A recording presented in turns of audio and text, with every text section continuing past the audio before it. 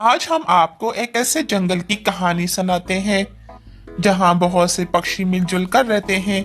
इन्हीं बस्ती में एक कालू कौवे का भी घर था। कालू कौवा अपने बेटे और अपने पत्नी के साथ रहता था। कालू का एक छोटा सा बेटा जिसका नाम राजू था।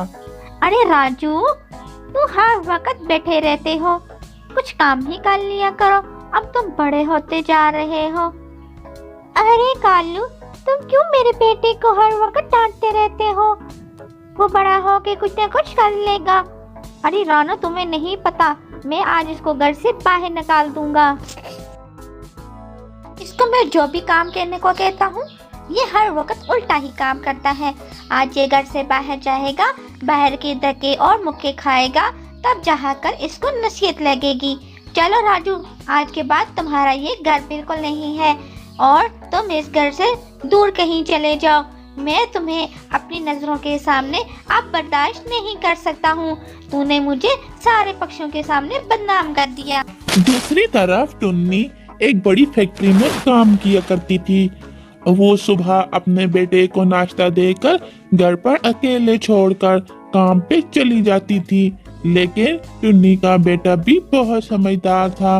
वो माँ के आने तक घर पर बैठा रहता था। कालू और टुन्नी के अच्छे तलाकात नहीं थे, लेकिन टुन्नी ने कालू को बैठे हुए देखा तो कहती है, अरे कालू, आप यहाँ क्यों बैठे हैं? क्या हुआ है? मुझे तुम कुछ उदास उदास लग रहे हो। मेरी बात तो सुनो, मेरी तरफ तो देखो। टुन्नी आंटी, मुझे आज बाबा ने बहुत डांटा है कि मुझे कुछ भी करना नहीं आता। मैं पागल और दीवाना हूँ। वो मुझे ऐसे समझते हैं, इसीलिए मैं घर छोड़ के यहाँ आकर बैठ गया हूँ। अरे राजू, तुम मेरे साथ मेरी फैक्ट्री चलो, मैं तुम्हें वहाँ काम दिलवा दूंगी। अगर तुम वहाँ मेहनत करोगे, तुमको कोई भी पागल और दीवाना नहीं कहेगा। फिर टुन्नी राजू को लेकर अपनी बड़ी फैक्ट्री पहुंच जाती है। बड़ी फैक्ट्री में उसे काम पर लगा देती है और राजू को रोज नसीहत करती है। राजू बेटे, अपना काम दिल लगाकर करना। आप जब तक ईमानदारी से काम करेंगे, दिल लगाकर काम करेंगे, आप जरूर तरक्की करेंगे। राजू ने फिर टुन्नी की बात पर अमल किया। उसने फैक्ट्री में बहुत मन लगाकर काम करता रहा और फैक्ट्री से उसे अच्छी इनकम मिलती रही। राजू अपने बॉस का बहुत शुक्रिया अदा करता है कि उन्होंने इसे फैक्ट्री में काम करने का मौका दिया। राजू अपने माता पिता से मिलने के लिए बिल्कुल नहीं चाहता। उसके मन में यही ख्याल था कि वो काफी सारे पैसे कमा लेगा और कुछ बनकर फिर अपने माता पिता के सामने जाएगा। वो अपने बॉस का शुक्रिया भी अदा करता है और फैक्ट्री में और मन लगाकर काम करता रहता है, क्योंकि आपको जानते हैं, मेहनत में हमेशा बरकत होती है। राजू फैक्ट्री में मेहनत करता है और ऐसे हर महीने वो पैसे लेकर वहाँ अपना छोटा सा एक बंगला बना लेता है। राजू ने एक बहुत खूबसूरत बंगला बनाया था। आज वो सोच रहा था, मुझे अब अपने माता पिता को बुला लेना चाहिए। फिर राजू सुबह होते ही अपने माता पिता के घर जा पहुंचता है। राजू के माता पिता बहुत गरीब थे। राजू का पिता सिर्फ घर पर था, उसकी माँ कहीं नहीं थी। राजू का बाप राजू को देखते हुए कहता है, अरे, कोई आवारा गर्दियां करके वापस आ गया है। खाली हाथ ही आए हो। मुझे नहीं लगता तू कुछ सुधर के आया है।